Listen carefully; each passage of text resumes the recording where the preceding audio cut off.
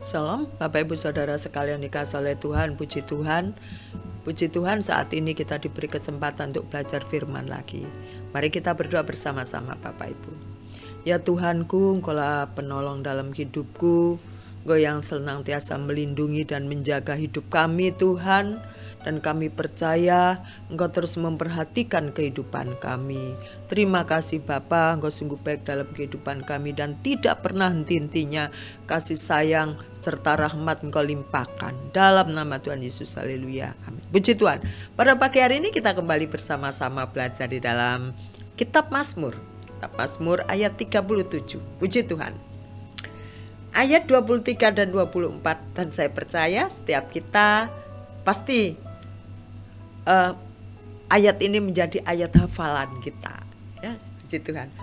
Tuhan menetapkan langkah-langkah orang yang hidupnya berkenan kepadanya. Apabila ia jatuh, tidaklah sampai tergeletak, sebab Tuhan menopang tangannya. Haleluya. Dan pada pagi hari ini saya memberikan judul yaitu orang benar. Wow, siapakah orang benar? Bapak Ibu Saudara sekalian dan juga saya. Puji Tuhan. Bapak Ibu Saudara sekalian dikasihi oleh Tuhan, pasal 37 kembali ditulis oleh si Raja Daud. Bagaimana Raja Daud ini, sekali lagi saya katakan dan tidak pernah bosan-bosan saya memberikan background Raja Daud dengan Tuhan, bagaimana Tuhan senantiasa ada bersama Raja Daud. Dan Tuhan senantiasa menolong Raja Daud. Dalam suka duka, Tuhan dihadirkan dalam kehidupan Daud. Dalam suka duka, dalam kesesakan pun, dalam keterpurukan pun, dihadirkan Tuhan dalam kehidupan. Tuhan. Ayat 23b mengatakan begini firman-Nya, yang hidupnya berkenan kepadanya. Ya, Tuhan menetapkan langkah-langkah orang. Orang siapa? Orang fasik kah? Ya, tetapi 23b menjadi jawaban, yang hidupnya berkenan kepadanya. Pertanyaannya, apakah hidup kita sudah berkenan kepada Tuhan, Bapak Ibu? Ya, puji Tuhan. Puji Tuhan. Ya. Berkenan kepada Tuhan, bagaimana kita tahu kalau hidup kita berkenan kepada Tuhan? Kita akan melihat hidup kita kalau berkenan kepada Tuhan adalah hidup kita sudah mempunyai standarnya, yaitu Yesus Kristus yang menjadi standar dalam hidup kita. Firman-Nya yang menjadi standar dalam hidup kita. Apakah kita ini berkenan kepada Tuhan hidup kita saat ini atau belum? Ya. Kualitas iman kita kepada Tuhan, kualitas hidup kita, apakah hidup kita ini senantiasa dijagai oleh firman Tuhan? Nah, pertanyaan itulah dan kita sendiri yang akan menjawabnya. Kita akan kembali diingatkan tentang perjalanan Abraham, Bapak Ibu. Dalam Kejadian 12 kalau tidak salah, saya coba membacanya. Kejadian 12, kalau Bapak Ibu di rumah sempat membuka Alkitab atau handphonenya, dibuka Kejadian 12 ayat yang ke-1 sampai ke-3, demikian bunyinya. Abraham dipanggil. Berfirmanlah Tuhan kepada Abraham, pergilah dari negerimu dan dari sanak saudaramu dan dari rumah bapamu ini ke negeri yang akan kutunjukkan kepadamu. Aku akan membuat engkau menjadi bangsa yang besar dan memberkati engkau serta membuat namamu masyhur, dan engkau akan menjadi berkat. Aku akan memberkati orang-orang yang memberkati engkau dan mengutuk orang-orang yang mengutuk engkau. Dan olehmu semua kaum di muka bumi ini akan mendapat berkat. Ya. Kita melihat waktu Abraham diperintahkan Tuhan untuk keluar dari rumahnya. Waktu Abraham dipanggil Tuhan, Abraham tidak mengatakan, kemana aku pergi Tuhan? Kemana? Tidak. Dia katakan, ya Tuhan. Ya Tuhan. Nah, inilah yang menyatakan betapa Abraham itu hatinya sungguh percaya kepada Tuhan. Hatinya begitu meyakini apa yang Tuhan firmankan, apa yang Tuhan perintahkan itu benar adanya. Dan dia nurut. Nah, bahasa Jawa keluar. Dia nurut. Nah, begitu juga kita. Kita juga belajar dari Abraham.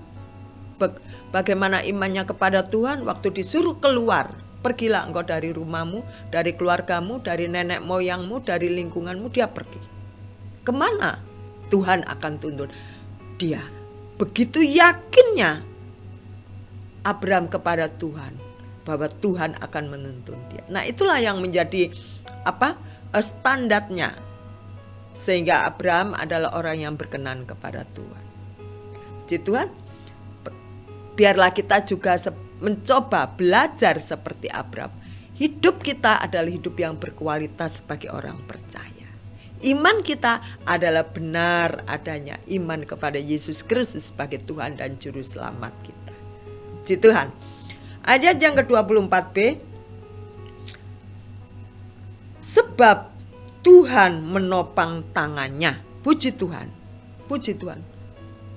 Tuhan menopang tangan orang-orang percaya. Apabila ia jatuh, dia tidak sampai tergeletak. Bapak Ibu, setiap kita pernah melakukan suatu kesalahan. Setiap kita pernah melakukan dosa. Apapun bentuknya. Apapun yang kita lakukan, dari hati yang belum terpancar dengan mulut kita, masih ada di dalam hati, perencanaan yang sudah kita lakukan di pikiran kita, itu pun dosa.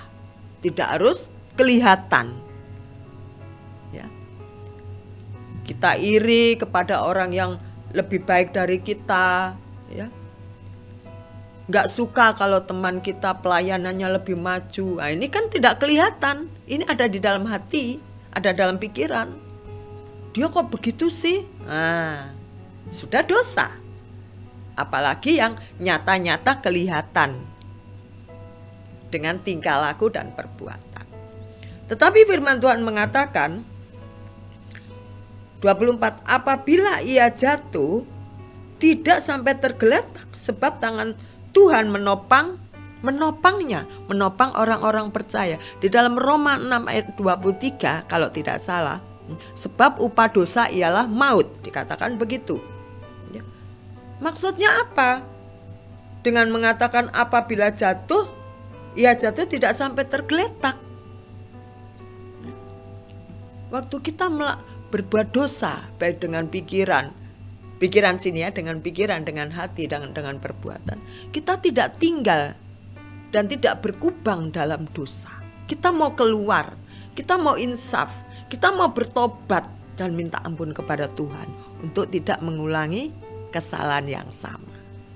Ya, supaya kita tidak tenggelam dalam kesalahan-kesalahan yang kita tahu itu tidak benar di hadapan Tuhan. Apapun bentuknya. Apapun bentuknya. Ya. Sehingga Tuhan akan menopang tangan kita, mengangkat kita, mengeluarkan kita. Masalahnya apakah kita mau ditopang oleh Tuhan, dikeluarkan oleh Tuhan dari kubangan dosa? Kita mau tidak? Kalau kita tidak mau, ya kita jatuh tergeletak. Tetapi saya percaya orang-orang yang hatinya melekat kepada Tuhan akan menjaga hati dan pikiran. Kalaupun jatuh, dia akan memberikan diri kepada Tuhan untuk Tuhan angkat, untuk Tuhan topang agar dia tidak jatuh dalam dosa. Puji Tuhan. Puji Tuhan Bapak Ibu Saudara yang dikasihi oleh Tuhan, apapun kelemahan kita manusia daging, pasti ada kelemahannya. Dan Tuhan tahu kelemahan kita. Kita mau menjauh, kita mau menghindar, bukan berat, malah kita mendekatinya ataupun kontinu melakukannya. Dan saya percaya Bapak Ibu Saudara sekalian, orang yang hatinya lekat kepada Tuhan akan menjauh dari hal-hal yang tidak berkenan di hadapan Tuhan. Dan biarlah sebagai orang-orang percaya, setiap langkah kita persilakan Tuhan untuk menuntunnya. Amin. Sehingga kita melihat hari-hari kita masa depan keluarga kita senantiasa diberkati oleh Tuhan. Puji Tuhan, mari kita berdoa bersama-sama. Terima kasih Tuhanku, terima kasih, kami serahkan hidup kami serahkan masa depan kami serahkan apapun yang kami rencanakan, kami serahkan ke dalam tangan Tuhan. Untuk Engkau turut campur tangan di dalamnya, untuk Engkau turut andil Tuhan dalam setiap kehidupan kita.